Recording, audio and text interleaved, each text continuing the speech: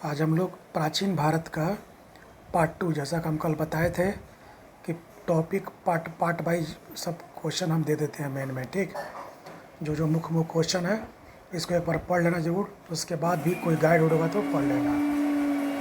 सबसे पहला क्वेश्चन ये शायद 2 बार रिपीट हो गया है ये क्वेश्चन, का कोई बात नहीं है। नचिकेत पहला क्वेश्चन है, डायरेक्ट हम लोग क्वेश्चन पढ़ाते हैं और इसमें डिस्कशन करते चलेंगे, ठीक ना। नचिकेता और यम के बीच सुप्रसिद्ध संवाद किस उपनिषद में है? तो नचिकेता और यम 2 भाई बहन थे, ठीक ना। इसका चर्चा कठोपनिषद में, उपनिषद का एक पार्ट है ये। हमारे देश में उपनिषद जिसका आगे चर्चा भी आएगा, उपनिषद का ये क्या एक पार्ट है, कठोपनिषद, ठीक ना।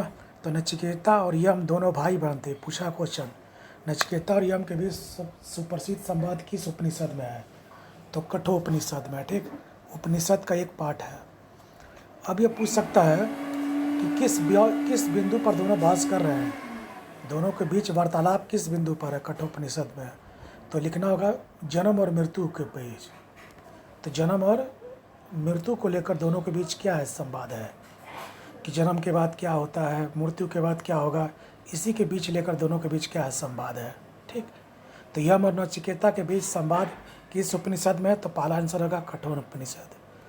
फिर पूछ देगा नचिकेता और यम के बीच संवाद किस मुद्दे को लेकर हुआ था? तो जन्म और मृत्यु को लेकर, कि जन्म के बाद क्या होता है, मृत्यु के बाद लोग कहाँ जाते हैं और कैसे जीवन गुजारते हैं। नेक्स्ट दूसरा क्वेश्चन है वैदिक काल का। ये टॉपिक हमारा वैदिक काल चल रहा है, ठीक ना। तो वैदिक काल का दूसरा क्वेश्चन है उपनिषद के संदर्भ में क्या एक गलत है? उपनिषद के संदर्भ में क्या एक गलत है, ठीक।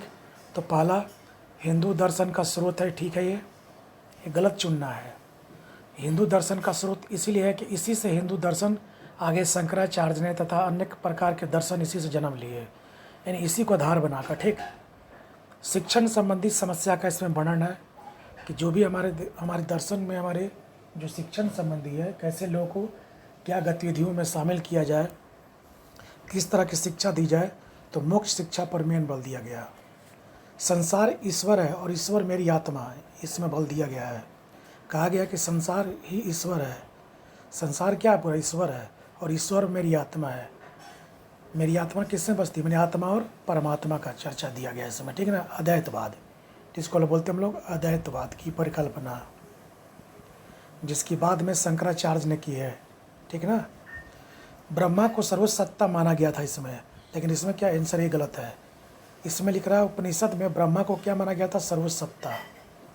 उपनिषद दर्शन तब आया था जब, ध्यान सुनो, उपनिषद को वेदांत भी कहा जाता है और इसमें मोक्ष की चर्चा है।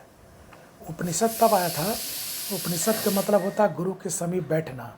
इसका मतलब क्या होता है? गुरु के समीप बैठना, इसका मतलब होता है, ठीक ना।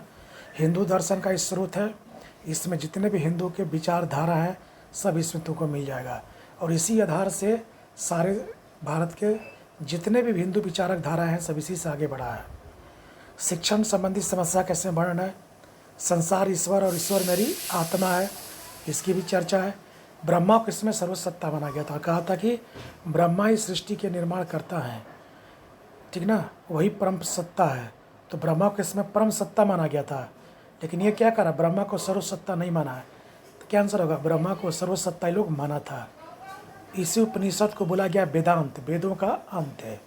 मैंने वेद जब चारों वेद के बाद इसी उपनिषद को लिखा गया था, इसलिए इसका नाम पड़ा है वेदांत, ठीक ना। इसमें मोक्ष की प्राप्ति की भी चर्चा है कि मोक्ष की प्राप्ति के लिए क्या किया जाए, ज्ञान पर बल दिया जाए। वैदिक काल में पढ़ोगे तो इसमें देखा गया था कि ऋग्वेद में, यजुर्वेद में, सामवेद में और अथर्ववेद में मोक्ष की प्राप्ति यानी सुख दुख से छुटकारा पाने के लिए कर्मकांड कराया था। उपनिषद में कहा गया कि कर्मकांड की बजाय मोक्ष की प्राप्ति ज्ञान से दिया जाए, क्योंकि कर्मकांड करने से आर्थिक क्षति होती है, बैल की क्षति होती है, उसमें पशु बलि भी था, तो उससे कृषि व्यवस्था प्रभावित हो रहा था, क्योंकि हल जोतने के लिए जंतु मारे जा रहे थे।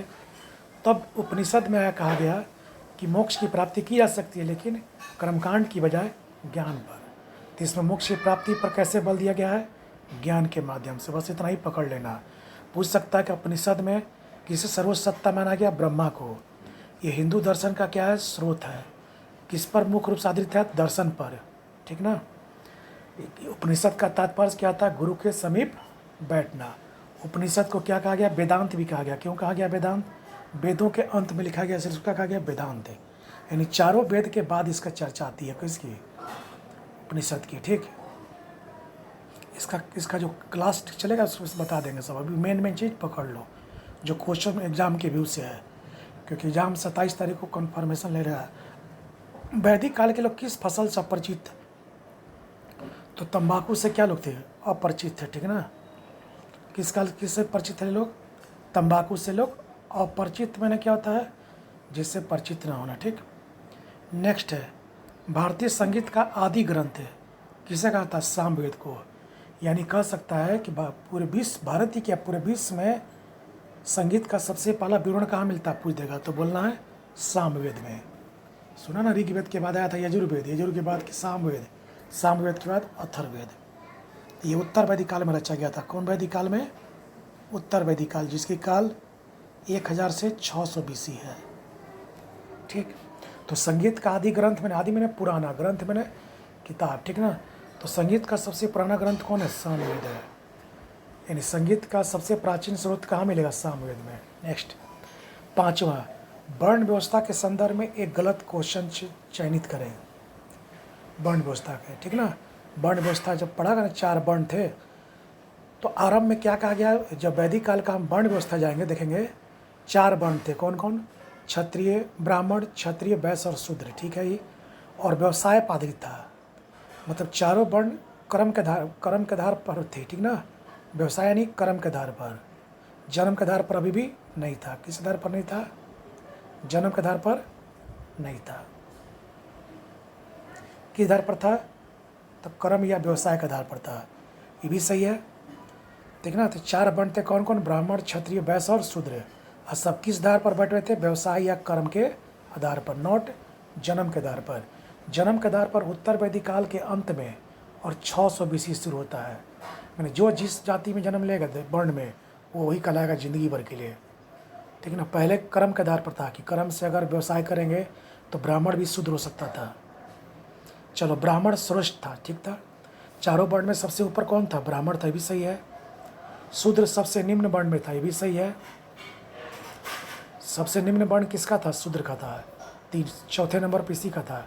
वैश्य उस समय से मुख्य करदाता था। क्यों करदाता था, तो कृषि और व्यवसाय उद्योग वही करता था, तो सरकार को ही टैक्स देता था, जिससे सरकार को क्या आय होती थी, और उससे अपना मंत्री भी नियुक्त करता था, अधिकारी नियुक्त करते थे, और पूरे प्रशासन को चलाते थे। तो ये भी सही है। ऋग्वेद में वर्ण व्यवस्था काफ़ी जटिल थी, ये सही नहीं है। ऋग्वेद में वर्ण व्यवस्था भी जटिल नहीं हुई थी। कब हुई थी, तो ये बताएं 600 BC से, जब जन्म से हो गया। मतलब जो जिस जन्म में जन्म लेगा वही ज़िंदगी भर आपका लाएगा। आप कितना भी बढ़िया कर्म कर लें, शूद्र से आप ऊपर नहीं हो सकते हैं आप। तो किस काल में वर्ण व्यवस्था जटिल हो गई थी, 600 BC में। ऋग्वेद में वर्ण व्यवस्था जटिल नहीं थी, यानी इस समय किसी भी वर्ण के लोग कोई व्यवसाय अपना सकते थे, क्योंकि समाज कर्म के आधार पर बांटा गया था, ठीक ना। यही है। नेक्स्ट आता है 6ठा नंबर, वैदिक आर्यों का मुख्य भोजन कौन सा था। तो वैदिक आर्यों का मुख्य भोजन जो था, दूध और उनसे बनी वस्तुएं थी।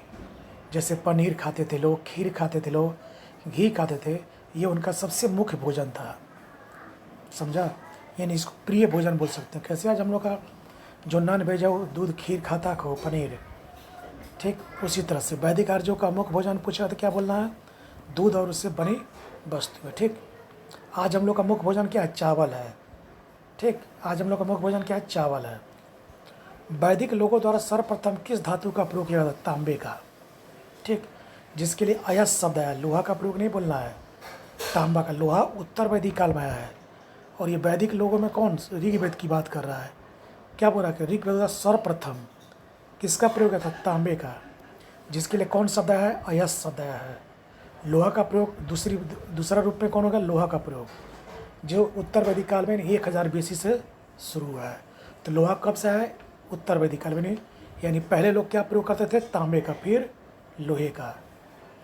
तो लोहे उत्तर वैदिक काल से आया है, यानी कब से आया है? 1000 BC से। ठीक, नेक्स्ट है नेक्स्ट क्वेश्चन 8वां नंबर। वैदिक काल के अंतर्गत वेद त्रय किसे कहा गया है? वेद त्रय यानी त्रय किसे कहा गया? 3 वेद को, ऋग्वेद को, सामवेद को, यजुर्वेद को। इसीलिए त्रय कहा गया। 4 वेद है ना, एक अथर्ववेद भी है, तो अथर्ववेद को त्रय में क्यों नहीं रखते हैं? तो ये कोई एक शैली में नहीं है, ये मिश्रित शैली में गद और पद दोनों में लिखा गया है। तो मिश्रित शैली में होने के कारण इसको त्रय में नहीं रखते हैं। त्रय का मतलब होता है हर वेद का अलग अलग लिखावट है, हर वेद को लिखने का तरीका अलग अलग हो, उसको त्रय में लिखते हैं। जैसे ऋग्वेद है पद में लिखा गया है, सामवेद यजुर्वेद गद में लिखा गया है, और सामवेद गेय शैली में लिखा गया है। तीनों का अलग अलग शैली हो, हर वेद का अलग अलग शैली, तीनों का किसी से साम्य नहीं है।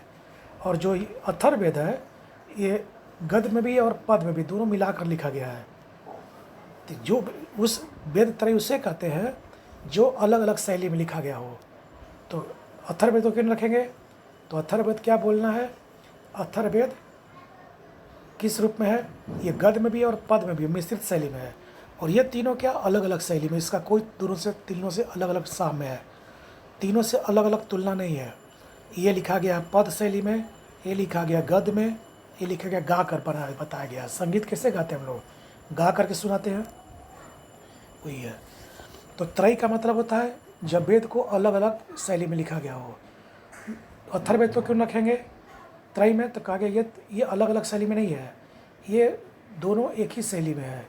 जैसे ये मिश्रित शैली में, इसमें गद भी है और पद भी है, जबकि गद और पद का पहले से चर्चा हो चुका है। अब होता जबालोपनिषद, बताया तो उपनिषद का ये भी एक भाग है। जबालोपनिषद में वर्णित 4 आश्रम का प्रयोग क्रम क्या था? तुम पूछा है। तो कोड रखना बगवास, ब से ब्रह्मचर्य, गी से गृहस्थ, वा से वानप्रस्थ, स से संन्यास आश्रम। तो पूछ सकता कि सबसे पहला आश्रम कौन था? ब्रह्मचर्य। सबसे अंतिम आश्रम कौन था? संन्यास। ठीक ना। तो पहले प्राचीन काल में क्या किया था ऋषि मुनि ने? हर मनुष्य का जीवन 100 वर्ष निर्धारित हो गया था। देखता था कि पहले का बूढ़ पुनिया सब 100 110-20 तक जाता था, क्रॉस करता था। खान पान बढ़िया था, पोल्यूशन नहीं था, टेंशन नहीं था रहने जाने का। ठीक ना।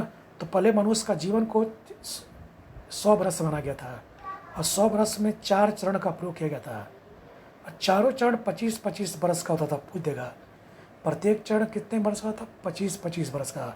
तो 1 से लेकर 25 तक आपको ब्रह्मचर्य पालन करना है, 26 से लेकर 50 तक गृहस्थ पालन करना है, 51 से लेकर 75 तक वानप्रस्थ करना है, और 76 से लेकर 100 तक संन्यास करना है।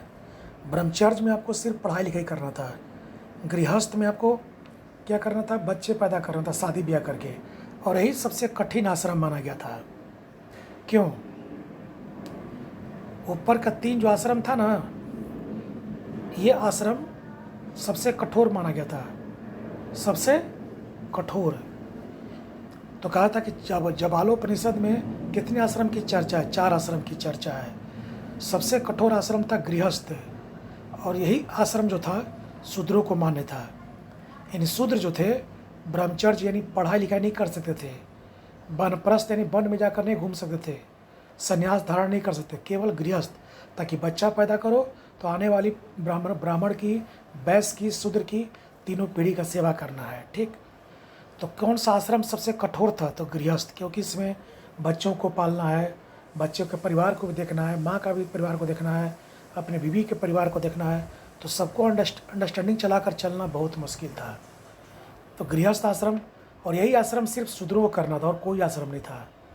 जबकि ऊपर के तीनों वर्ण जो थे, ब्राह्मण, क्षत्रिय, वैश्य, ये तीनों लोग सभी आश्रम कर सकते थे, लेकिन शूद्र केवल गृहस्थ आश्रम। ठीक, ये रखना याद। तो जीवन में कुल कितने चरण थे? तो 4 चरण थे। कितने वर्ष का चरण माना गया था? 25 वर्ष का। मनुष्य का जीवन काल कितना माना गया था शुरू में? 100 वर्ष का। पहला आश्रम क्या था? ब्रह्मचर्य। किस आश्रम मनुष्य शादी करता था और बच्चे पैदा करता? गृहस्थ में। किस आश्रम मनुष्य कुछ समय के लिए वन में वनवास करता था? तो ब्रह्मप्रस्थ में। किस आश्रम मनुष्य हमेशा के लिए गृह त्याग? तो संन्यास में। सबसे पहला क्या था? ब्रह्मचर्य। सबसे लास्ट क्या था? संन्यास। कोड क्या? बगवास। ठीक, BBI पढ़ लेना। नेक्स्ट 10वां क्वेश्चन, एक गलत क्वेश्चन चयनित करें। आर्य जो आर्य लोग थे, जो बताए थे, जो मध्य एशिया से आए थे। कहाँ से आए थे? जो मध्य एशिया से आए थे। आर्य अपने आर्य पूर्व से रथ वाले घोड़े के कारण युद्ध जीतने में सफल रहे। आर्य जो थे, जो बाहर से आए थे, यहाँ जो अनार्य लोग थे, जिनका यहाँ से रावी नदी के पास संघर्ष हुआ इनका, तो वो आर्यपुर लोग, आर्यपुर में जो यहाँ के मूल निवासी थे, उनसे संघर्ष में इसलिए जीत पाए कि उनके पास रथ वाला घोड़ा था। रथ वाला घोड़ा के कारण क्या हुआ? दौड़ करके मारने में, तेज़ी से मारने में क्या भी आसानी भी, और जो अनार्य लोग थे उनको हराने में लोग क्या रहे? सफल रहे। ठीक ना। और अपनी आर्य सत्ता यहाँ पर क्या कर दी? स्थापित कर दी। तो आर्य लोग अनार्यों को क्यों हरा पाए? क्योंकि रथ वाले इनके पास क्या थे? घोड़े थे। ठीक, और अपना सभ्यता विकसित कर लिए यहाँ पर, जो ही बाद में 2 काल में चला है, ऋग वैदिक और उत्तर वैदिक काल। ऋग वैदिक आर्य पशुचारक थे, क्योंकि कृषि शब्द की चर्चा काफ़ी कम है। ठीक है। ऋग वैदिक आर्य मुख्य रूप से क्या थे? पशुचारक थे, क्योंकि कृषि शब्द की चर्चा काफ़ी क्या है? कम है ऋग्वेद के मंडल में। मात्र 25 बार इसी क्या है? चर्चा है। क्यों? क्योंकि उस समय बाहरी लोग आए थे, बाहर से लोग, और आदिम बाहर से आने के बाद उनका जीवन क्या था? अनार्यों से हमेशा संघर्ष होता था, तो कृषि कर्म उतना नहीं कर पाए। ये देखा गया कि उत्तर वैदिक काल जब हुआ है, यानी 1000 BC जब आया है, तो वही लोग जब अस्थायी हो गए हैं, तो कृषि व्यवस्था को अपना मुख्य कर्म बना लिए हैं। तो उत्तर वैदिक काल में कृषि प्रमुख हो गया अर्थव्यवस्था का। और ऋग्वेद में क्या था? ये पशुपालक थे लोग। क्यों थे पशुपालक? तो उस समय लोग बाहर से आए थे, संघर्ष जीवन व्यतीत कर रहे थे, लड़ाई युद्ध कर रहे थे लोग। तो युद्ध करेगा तो कहाँ से खेती करेगा सब? उनका अस्थायी जीवन नहीं था, तो खेती नहीं किए। और जब उत्तर वैदिक काल में आकर अस्थायी हो गए, अनार्यों खड़ा करे का सत्ता स्थापित कर ली सभ्यता, तो कृषि करना शुरू कर दिया। और एक अस्थायी जीवन व्यतीत करने की जगह रह करके अस्थायी रहोगे तब ना कृषि करोगे। इसलिए कृषि ऋग्वेद में कम होता था, क्योंकि उनका जीवन कैसा था? यावरी था, और पशुचारक पर निर्भर थे। गाय उनका प्रिय पशु था। बिल्कुल सही है, क्योंकि 176 बार इनका उल्लेख है। साथ ही उसके लिए दुहिती, मैंने दुहना, गाय को दुहो, अघन्या, गाय को नहीं मारने की क्या है? चर्चा है। तो 176 बार उल्लेख होना, दुहिती शब्द की चर्चा होना, अघन्या की मतलब गाय को नहीं मारने शब्द की चर्चा होना, बताता कि गाय उनका प्रिय पशु था। आर्यों की एक जाति कहने वाला मैक्समुलर नहीं था मैक्समुलर था। जो मैक्समुलर जिसने कहा था कि मध्य एशिया से आकर के 7 सैंधों में आर्य बस गए, तो एक प्रकार की जाति है। आर्य का मतलब होता उच्च कुल की जाति। कौन की जाति? उच्च कुल की जाति। अभी भी तुम जाओगे तो हिमालय पर्वत में अभी भी लोग रहते हैं, लोग मैथी कश्मीर के पास। और ये लोग आज भी अपने आप को दुनिया का सबसे उन्नत नस्ल का मानते हैं लोग, सबसे शुद्ध नस्ल का। आज भी तुम देखोगे, इसमें डिस्कवरी चैनल में दिखा रहा था एक बार, कि यहाँ के लोग इतने शुद्ध नस्ल के होते हैं कि बाहरी लोग आकर के इनसे वैवाहिक संबंध स्थापित कर रहे हैं लोग, ताकि हम भी शुद्ध हो जाएं इनके चक्कर में।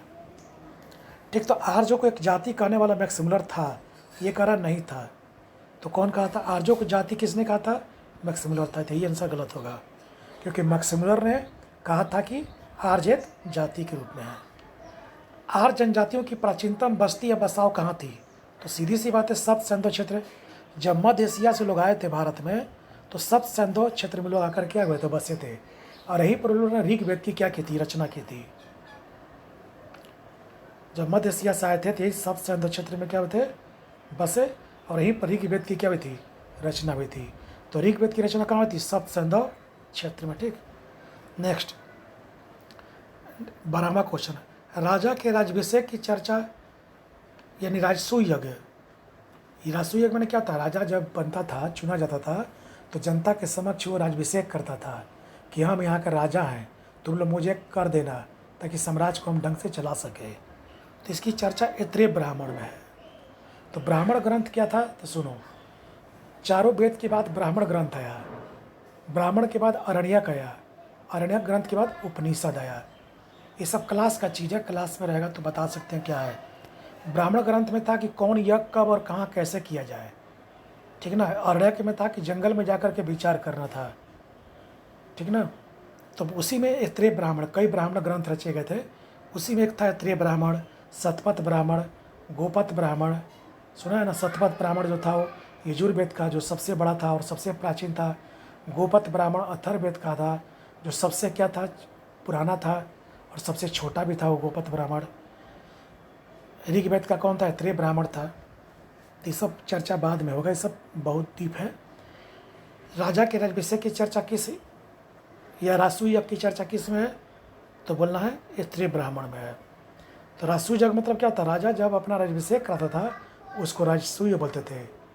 तो 3-4 तरह का यज्ञ होता था। एक था वाजपेय यज्ञ, जब राजा को युद्ध जीतता था तो घोड़ा को घोड़दौड़ करता था। एक था अश्वमेध यज्ञ। अश्वमेध यज्ञ जो था वो क्या था कि जब राजा को कोई साम्राज्य जीतना था तो घोड़े को छोड़ता था, जहाँ जहाँ घोड़ा उसका आबाद गति से जाता था उस एरिया को माना था कि वो एरिया उसका अपना है, और जो एरिया के लोग उसको कैप्चर करते थे तो उनको युद्ध लड़ना पड़ता था। ठीक। नेक्स्ट एक और था अग्निष्टोम यज्ञ। 13 है समिति के बारे में क्या कहा गया है। तो समिति जो थी, तो ध्यान सुनो, एक प्रकार की राजनीतिक संस्था थी। सब एक सभा भी थी, एक समिति भी थी। तो समिति जो थी उसकी 9 बार चर्चा है ऋग्वेद में। ठीक। और ये जन साधारण की संस्था थी। जन साधारण का मतलब होता है इस समिति संस्था में जन सामान से चुन कर लोग आते थे। ठीक ना। और ये राजनीतिक स्तर की संस्था थी। इसमें राजनीतिक वार्तालाप होता था कि राजा को क्या करना चाहिए, राजा को क्या सलाह देता था कि राजा को आगे और क्या करना चाहिए। ठीक ना। और यही राजा के यही अपने में से मुखिया का चुनाव करती थी कि हमारे एरिया का कौन मुखिया बनेगा, राजा बनेगा। तो समिति की चर्चा ऋग्वेद में कितनी बार है, तो 9 बार है। एक ऐसी संस्था थी, जन साधारण मैंने क्या होता है, जन समान मैंने इसमें आम लोग चुन के जाते थे और यही लोग अपने में से मुखिया का चुनाव करते थे जो उस एरिया को संभालता था। यह एक न्यायिक संस्था थी, गलत है। यह कैसी थी, न्यायिक न होकर के राजनीतिक संस्था थी। कैसी थी संस्था, राजनीतिक थी, यही गलत हो गया। ठीक। तो कौन है गलत है, ये है। तो समिति की चर्चा ऋग्वेद में कितनी बार है, जनसाधारण की। ये कैसी संस्था थी पूछ देगा तो बोलना जन साधारण लोगों की संस्था थी। इसमें इसका मुख्य काम क्या था, तो राजा को मुखिया के रूप में चुनना और राजा को राजनीतिक परामर्श देना। ठीक। न कि न्यायिक परामर्श। न्यायिक परामर्श था सभा का काम था। तो एक और संस्था थी सभा थी, जिसकी चर्चा ऋग्वेद में 8 बार उल्लेख है।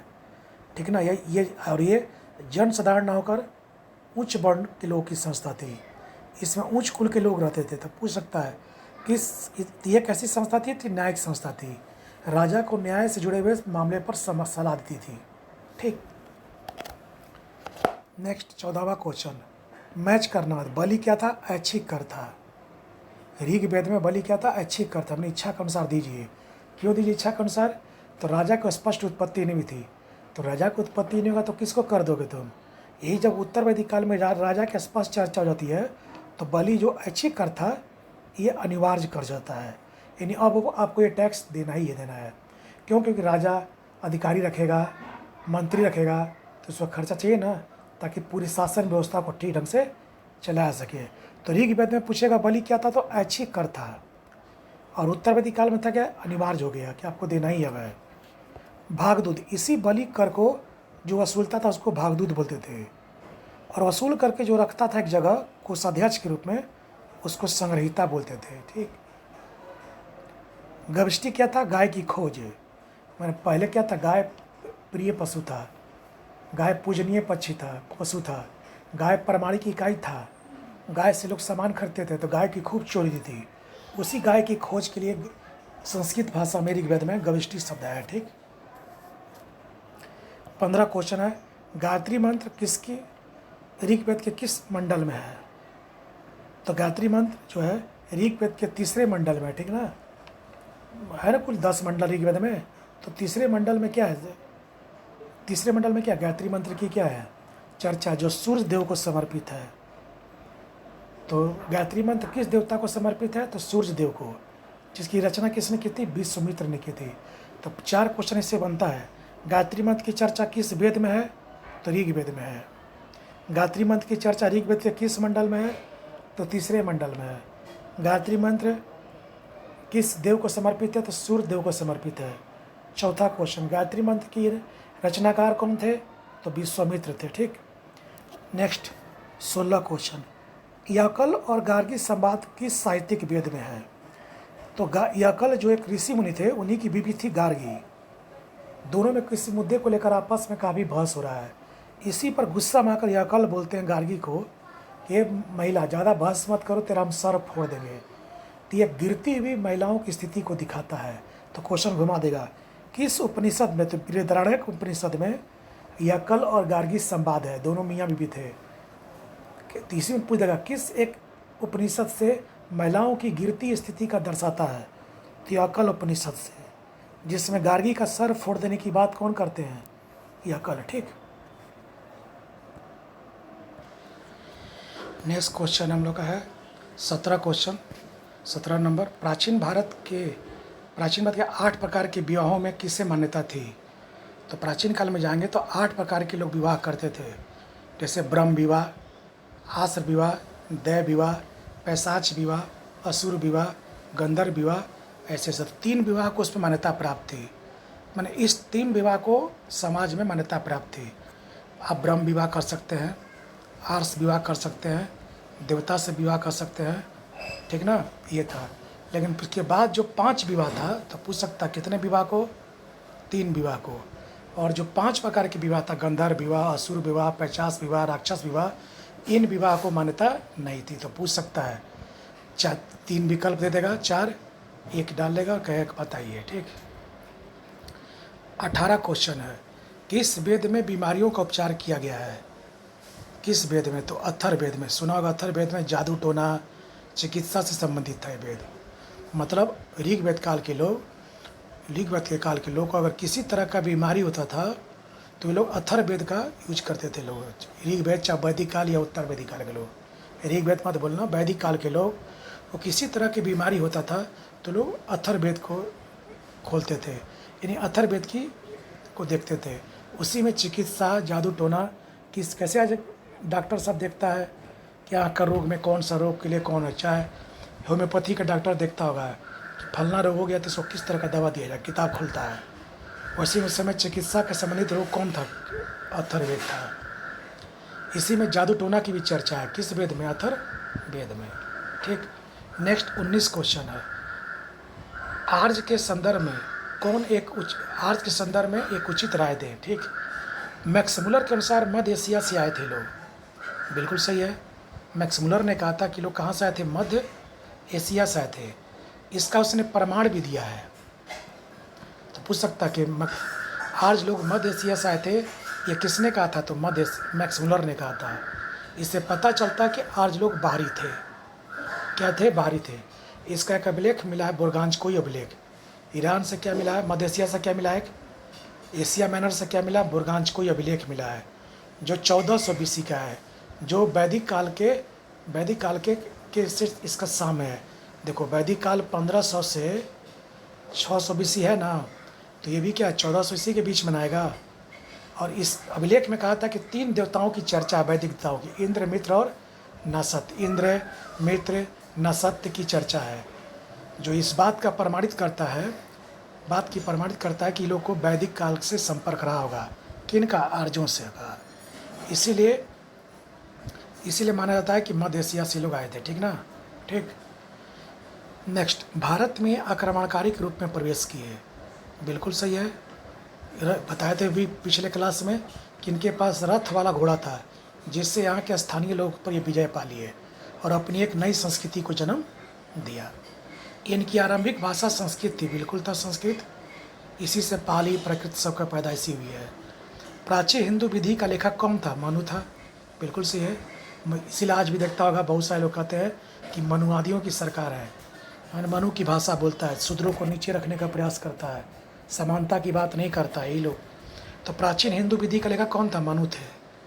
ठीक ना, जिन्होंने लिखा था मनुस्मृति। कौन स्मृति? मनुस्मृति। उपयुक्त सभी सही इसमें है। तो पूछ सकता बुर्गांजकोई का महत्व क्या है? तो ये बताता है कि आर्य लोग कहाँ से आए थे? मध्य एशिया से आए थे। इसमें कब का ये अभिलेख है? 1400 BC का है। इसमें कितने वैदिक देवताओं की चर्चा? 3, इंद्र, मित्र और नसत थे। इससे पता चलता है कि आर्य लोग आकर के यहाँ बसे थे।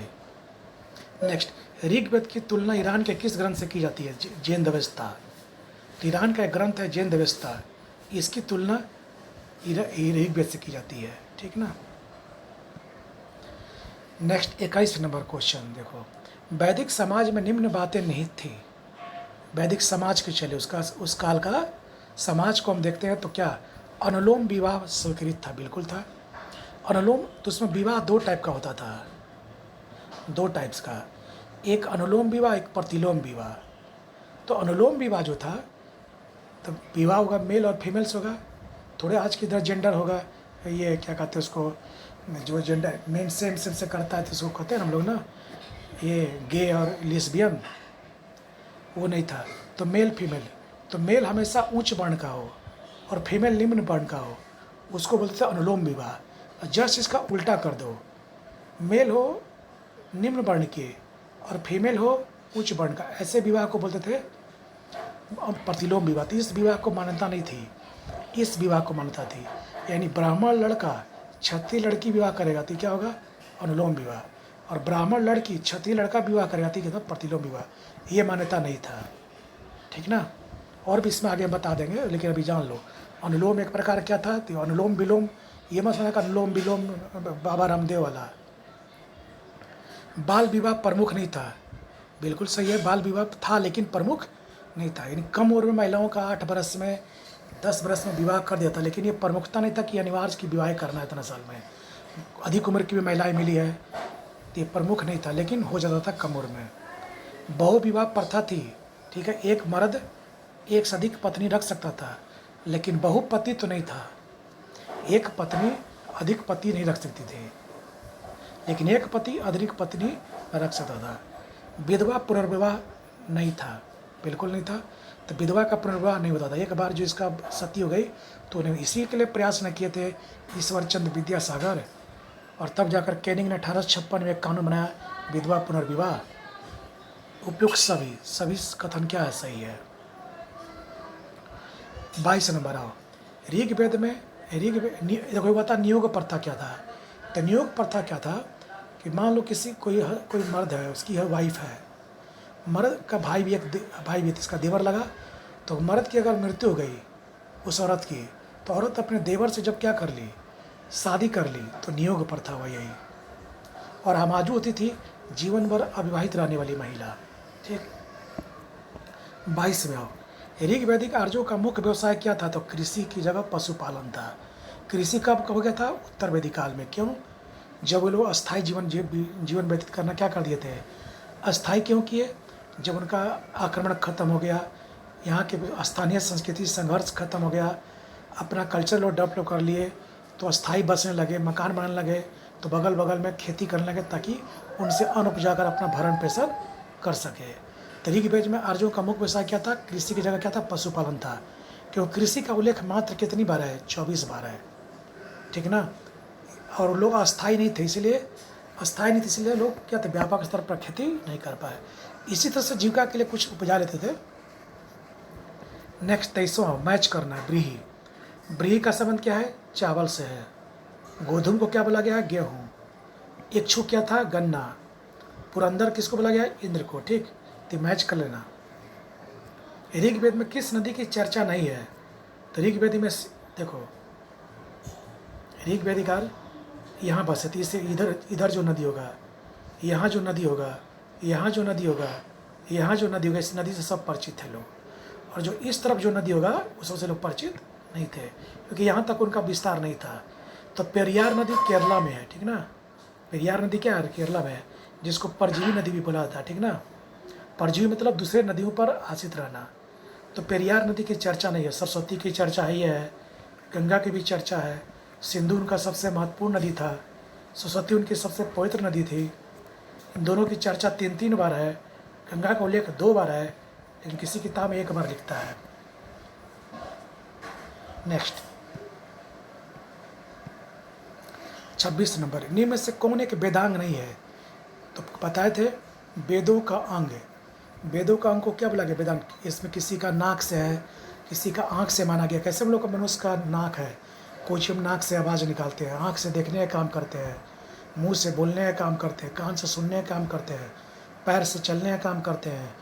उसी तरह से वेदांग था, वेदों का अंग, जो 6 प्रकार का था। तो वेदांग कितने थे? तो पूरी जगह 6 प्रकार के थे। क्या कोड इसका है? तो वेदों का अंग, जैसे मान लो मुंह बोलना है तो बोलने के लिए शिक्षा है, सब है, ठीक ना। भाषा चाहिए निरुक्त, व्याकरण ताकि शुद्धिकरण हो। हम लोग व्याकरण क्यों पढ़ते हैं? शुद्धिकरण तो वही है। सिकवा निच्छा जो कोड है, भी ये पूछा है क्वेश्चन। सिकवा निच्छा जो, शीश हो गया शिक्षा, क से कल्प, ब से व्याकरण, नी से निरुक्त, स से छंद और जो से ज्योतिष, ठीक ना। 6 वेदांग थे। इसी में एक आँख का नाम था, एक का कान का नाम था, एक मुंह था, एक जीभ था, ऐसे करके सब, एक पैर था। तो 6 अंग थे। तो शिक्षा भी था, देखो कोड में, कल्प था, निरुक्त भी था, उपनिषद नहीं था। तो शिक्षा, कल्प, व से व्याकरण, सिकवा निच्छज्यो, शिक्षा, कल्प, व्याकरण, निरुक्त, छंद, ज्योतिष।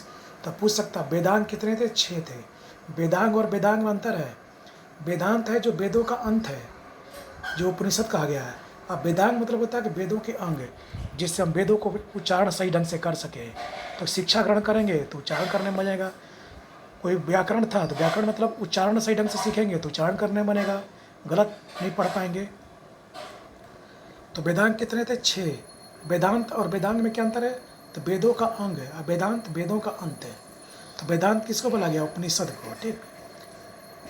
26, एक गलत मिलान करें। तीसरा मंडल में गायत्री मंत्र सही है, 7वां मंडल में दशराग युद्ध सही है, 9वां मंडल में सोम देवता की चर्चा है, न कि वरुण देवता की, ये गलत है। 10वां मंडल में पुरुष सूक्त में, ऋग्वेद के 10वें मंडल के कौन सूक्त में? पुरुष सूक्त में चारों वर्णों की चर्चा, ब्राह्मण, क्षत्रिय, वैश्य और शूद्र। इसमें कहा गया है कि ब्रह्मा के मुख से, ब्रह्मा से उत्पत्ति बताया गया। ब्रह्म तो पूछ सकता ब्रह्मा से चारों वर्ण की उत्पत्ति किस में है? तो पुरुष सूक्त में है। किस मंडल में? 10वें मंडल किस सूक्त में? पुरुष सूक्त में, ठीक। तो सबसे पहले वर्णों की उत्पत्ति किससे माना गया था? ब्रह्मा के मुख से, ब्रह्मा से माना गया है। चलो, सामवेद के उच्चारण को, वार्ता को क्या कहते थे? उद्गाता।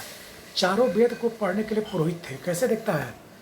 देखता है कि जब आदमी मरता है तो उसके लिए पुरोहित अलग होता है, सरस्वती पूजा मनाने के लिए पुरोहित अलग होता है, दुर्गा जी का अच्छा पूजा करता है सब लोग, उसके लिए पुरोहित अलग होता है, कर्मकांड के लिए अलग पुरोहित होता है।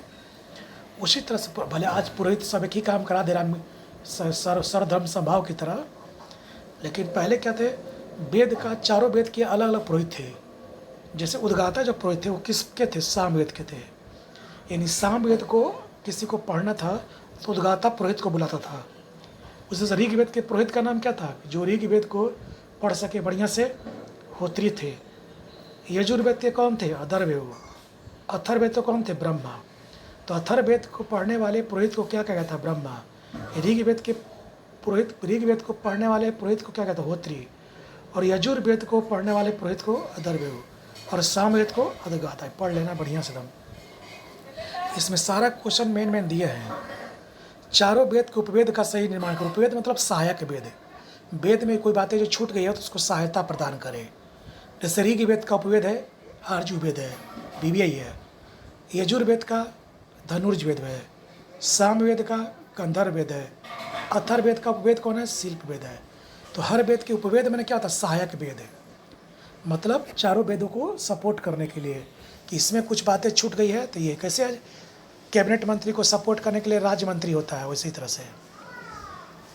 अब आता पुराण हो, संस्कार हो, विवाह, वेदांग और आश्रम कितने थे कुल? तो पुराण की संख्या 18 है, पूछ देगा। संस्कार कुल कितने थे? 16 थे। सुना ना, गर्भाधान से लेकर यंतुष्टि तक है। विवाह कुल कितने प्रकार के होते थे? 8 प्रकार के। अभी ने बताए थे, आर्ष विवाह, ब्रह्म विवाह, पैशाच विवाह, गंधर्व विवाह, देव विवाह बताए थे ना, वही। वेदांग कितने? अभी बताए थे, 6 थे। आश्रम कितने थे? 4 थे, बताए थे। बगवास, ब्रह्मचर्य, गृहस्थ बताए थे ना अभी। ऋग्वेद की मूल लिपि क्या है? लिपि मतलब किस तरह से लिखते थे लोग, किस भाषा में? तो ब्राह्मी लिपि में। ब्राह्मी मतलब कि बाएं से दाएं लिखना, बाएं से दाएं, left to right, left to right, ठीक। सत्यमेव जयते और सत्यम शिवम सुंदरम किस उपनिषद से है? तो याद रखना, सत्यमेव जयते लिया गया मांडूक उपनिषद से, और सत्यम शिवम सुंदरम मुंडकों से। देखो दोनों में क्या अंतर है। ये सत्यमेव जयते जो है छोटा लिखा हुआ है, और सत्यम शिवम सुंदरम बड़ा लिखा हुआ है। मुंडको छोटा लिखा गया है, मंडूक बड़ा लिखा गया है। तो छोटा वाला को बड़े से, बड़ा वाला को छोटे से। ठीक। वैदिक काल में गवष्टि मतलब गाय की खोज, अघन्या मतलब गाय को नहीं मारना है, गोहंता अतिथि आने पर गाय का शिकार करके देना है।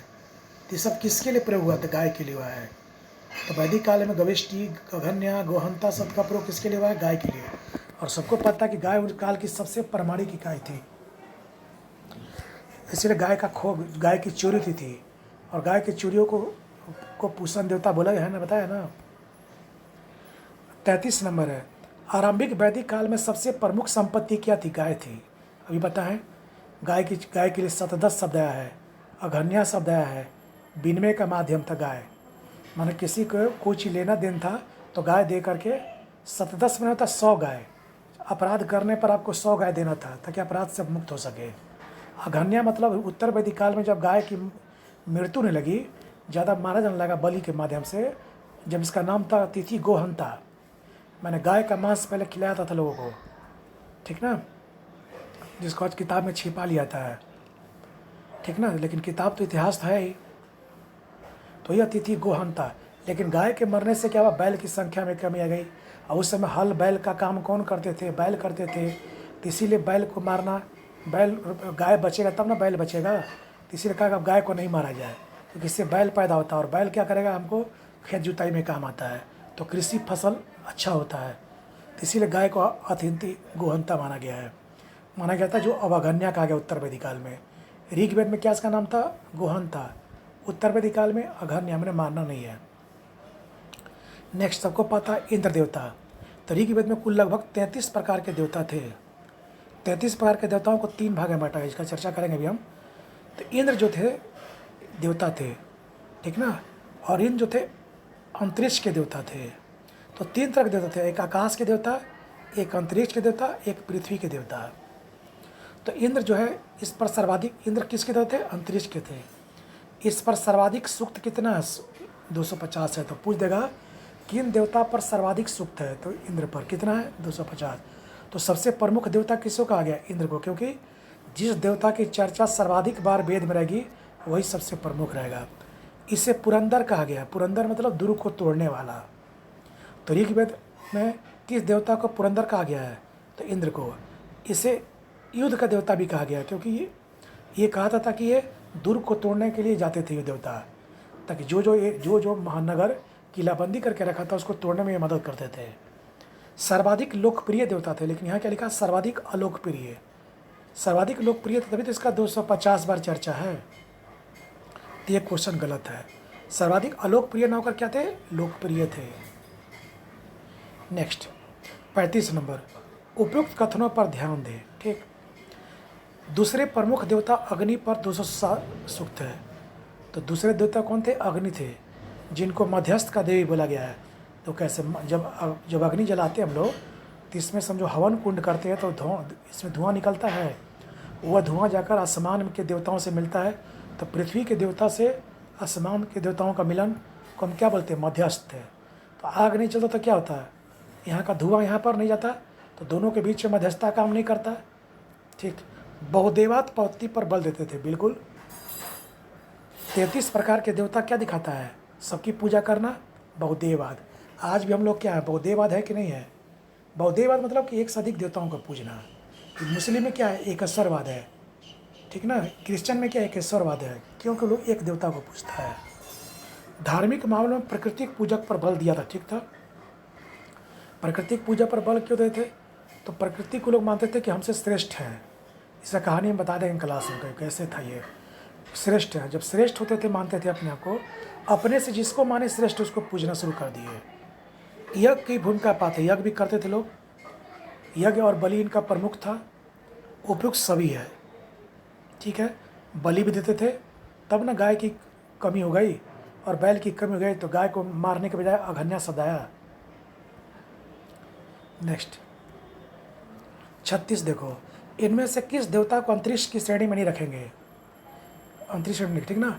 तो अभी बताए थे कि जितने भी 33 प्रकार के देवता थे उनको 3 श्रेणी में रखा गया। जैसे आकाश का देवता, आकाश में थे वरुण, विष्णु, पूषण, उषा, इसको क्या माना गया, आकाश का देवता। और अंतरिक्ष देवता किस, अच्छा पीछे लगता उल्टा बोल गया है, उसको बना लेना तुम लोग। इसमें अगर बोल दिया गलती से इंद्र का तो मान लेना, इंद्र को अंतरिक्ष बोले ऐसा लग रहा है, ठीक ना, नहीं रखेंगे। तो विष्णु को नहीं रखेंगे, उषा को रखेंगे, वरुण को रखेंगे। कैसे, तो देखो इसलिए आंसर क्या हो जाएगा, एक से अधिक हो जाएगा। देखो आकाश के कौन है, वरुण है, विष्णु है, पूषण है, उषा है। तो उषा देखो आकाश है ना, वरुण भी है ना, विष्णु भी है ना। तो अंतरिक्ष में कौन है, पर्जन्य है, मरुत है, इंद्र है। पृथ्वी में कौन है, अग्नि है, सोम है, बृहस्पति है। इसी को बोला गया है सभी जितने भी देवता हैं उनके पुरोहित हैं। तो सभी देवताओं के पुरोहित किसको बोला गया, बृहस्पति को बोला गया है। जो किस तरह के थे, तो पृथ्वी के देवता थे, ठीक। नेक्स्ट 37 में है, वैदिक काल की राजनीतिक व्यवस्था के बारे में जानना है। किस काल के, वैदिक काल की राजनीतिक व्यवस्था में कौन युक्ति सत्य नहीं है, ठीक ना। ये गलत चीज़ निकालना, राजनीतिक व्यवस्था नहीं, वैदिक काल की जब राजनीतिक व्यवस्था देखेंगे तो देखो सभा और समिति के बारे में चर्चा कर चुके थे। सभा और समिति राजा की निरंकुशता को रोकती थी, मतलब राजा ने बताया थे, सभा जो था न्यायिक स्तर की संस्था थी और समिति राजनीतिक स्तर की। राजा को राजनीतिक स्तर पर कोई सलाह देना था तो कौन देता था, यही राजनीतिक स्तर पर समिति और न्यायिक स्तर पर सभा। तो राजा निरंकुश ना हो जाए उसको रोकने का ही काम करता था, ठीक। लोकप्रिय शासन के रूप में वंश परंपरा थी, मतलब कि वंश परंपरा मतलब क्या, वंशानुगत प्रणाली थी, यानी राजा का बेटा ही क्या बनेगा, राजा बनेगा, ठीक ना। इसी में राजतंत्र था, वंशानुगत राज था। आज क्या हमारा लोकतांत्रिक है, मैंने वंशानुगत नहीं पसंद था, अब चुना कर जाएगा, ठीक। सभा और समिति की प्रजापति की 2 पुत्रियाँ कहा गया है, अथर्ववेद में कहा गया है सभा और समिति प्रजापति की 2 पुत्रियाँ थीं। किस वेद में कहा गया, अथर्ववेद में कहा गया है। सभा जन साधारण जन की सभा थी, गलत है।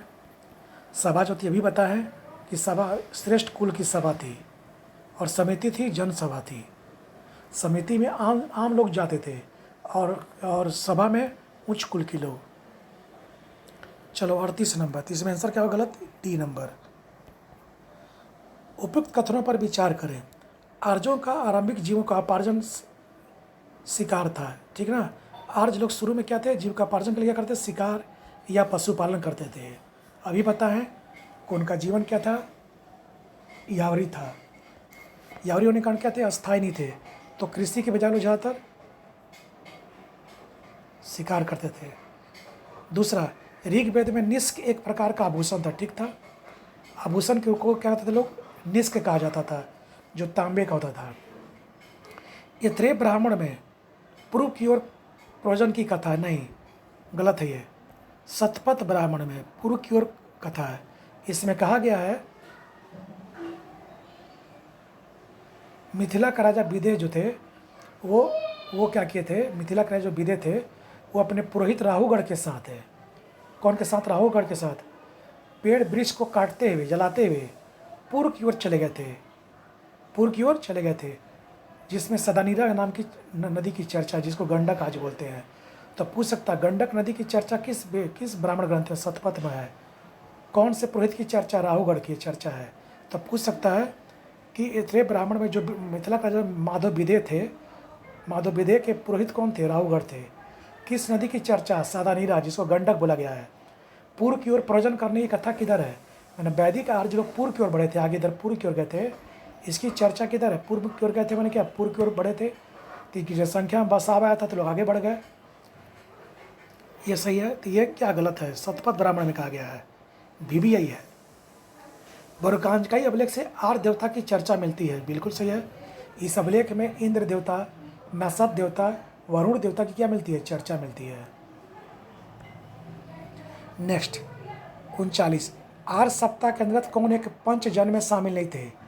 तो देखो सिंध के पूर्व में, ये सिंध नदी है ना, इस नदी के पूर्व में 5 एक ही जाति के लोग रहते थे, जिसका नाम था यदु, तुर्वस, पुरु, अधर्वयु, अनु, ये 5 जाति के लोग थे लोग, ठीक ना, एक ही परिवार के लोग, तो जो आर्य लोग थे, इसी को पंचजन कहा गया है, पंचजन।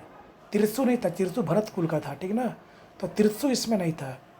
तिरसु सिंधु के पश्चिम में रहते थे लोग, ठीक ना, सरस्वती नदी किनारे रहते थे लोग, तो ये नहीं है।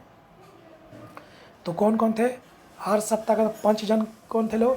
तो पंचजन, 5 जन लोग, एक परिवार में 5 जन थे। यदु थे, उनका नाम अनु था, एक तुर्वस थे, एक पुरु थे, एक अधर्वयु थे, ये 5 थे। कौन नहीं थे? तुर्वस नहीं थे, तो तिरसु नहीं थे, ठीक ना। पीजीडब्ल्यू कल्चर का संबंध किससे? स्थानीय संस्कृति से है। ये उत्तर वैदिक काल से, किसको बना था ये? उत्तर वैदिक काल से। इसका काल होता है 1000 BC से शुरू होता है, ठीक ना। ये एक प्रकार का स्थानीय संस्कृति था। मतलब देखो, जब मध्य एशिया से मैक्सिमोलर जब कहता कि जब आए थे सब सैंधव क्षेत्र में वैदिक आर्य लोग, तो यहाँ से उनका स्थानीय लोगों से झगड़ा हुआ, जिसकी चर्चा ऋग्वेद के 7वें मंडल में है कि झगड़ा हुआ। वो झगड़े में हरा कर लोग अपना आर्य लोग एक अलग संस्कृति बसा दिए, ठीक ना। यही लोग जब आगे बढ़े तो इनका स्थानीय कल्चर वाले, मृदभांड वाले पीजीडब्ल्यू से इनका संघर्ष हुआ। तो स्थानीय मैंने क्या, ये बाहर से नहीं आती, ये लोकल लोग थे। तो ये लोग क्या करते थे, मृदभांड को धीमी आंच पर पकाते थे। पहले मृदभांड बना करके धीमी आंच पर ऐसा पकाते थे कि वो लाल ना हो, और उसको फिर चित्रण कर देते थे लाल रंग से, जिसको पेंटेड ग्रे वर बोला गया है, चित्रित धूसर मृदभांड।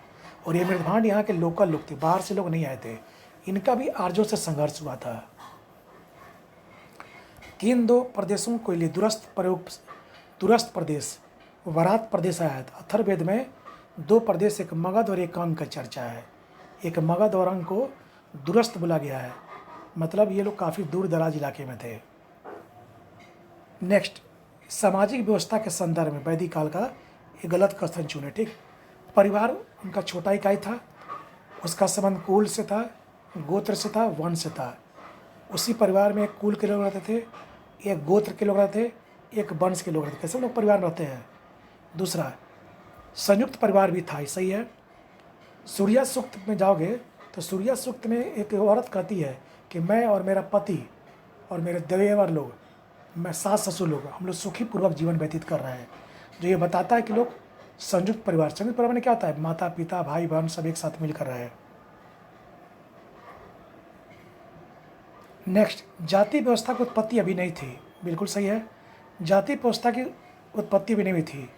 जाति व्यवस्था की उत्पत्ति 600 BC में थी। कभी थी?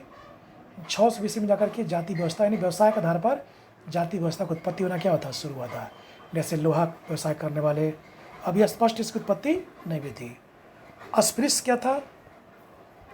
अस्पृश्य वर्ग का उदय ना, अछूत, जो कहा था कि जिसको चंडाल भी कहा गया था। ये क्या करते थे लोग?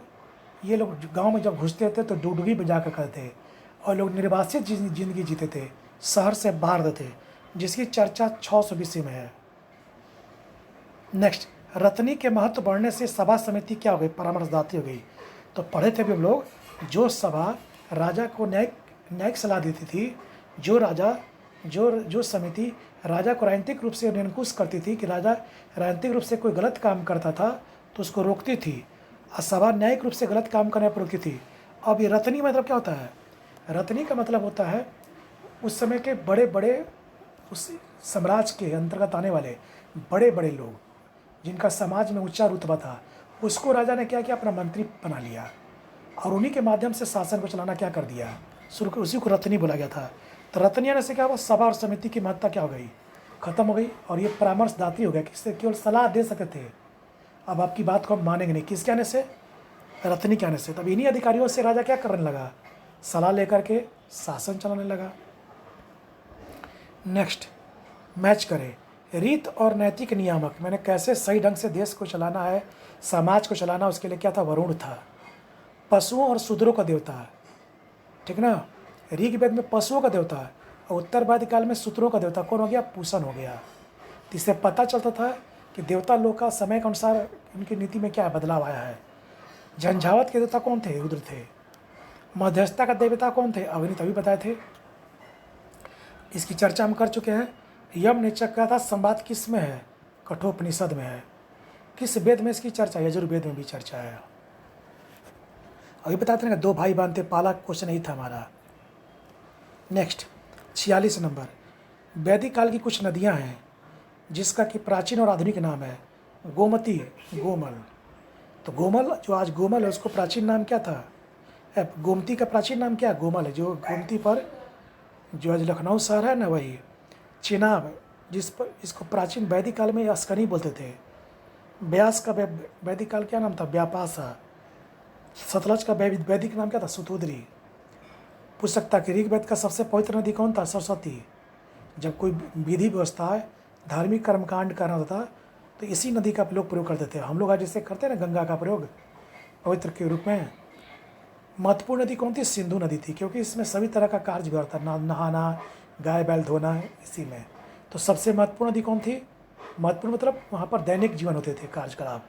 अब पवित्र मतलब होता था जिसको पूजा पाठ में काम आता था। तो पवित्र कौन थी? सरस्वती, जिसको नदीतमा भी कहा गया है, देवीतमा भी कहा गया है। ठीक। नेक्स्ट 47 नंबर, वैदिक देवताओं की पुरोहित किसे कहा गया है? बृहस्पति को भी बताए थे, जो पृथ्वी के देवता थे। दशराग युद्ध का किस विवाद के कारण हुआ था? तो परशु नदी के कारण हुआ था, बताए थे। दशराग युद्ध की चर्चा 7वें मंडल में ऋग्वेद क्या है?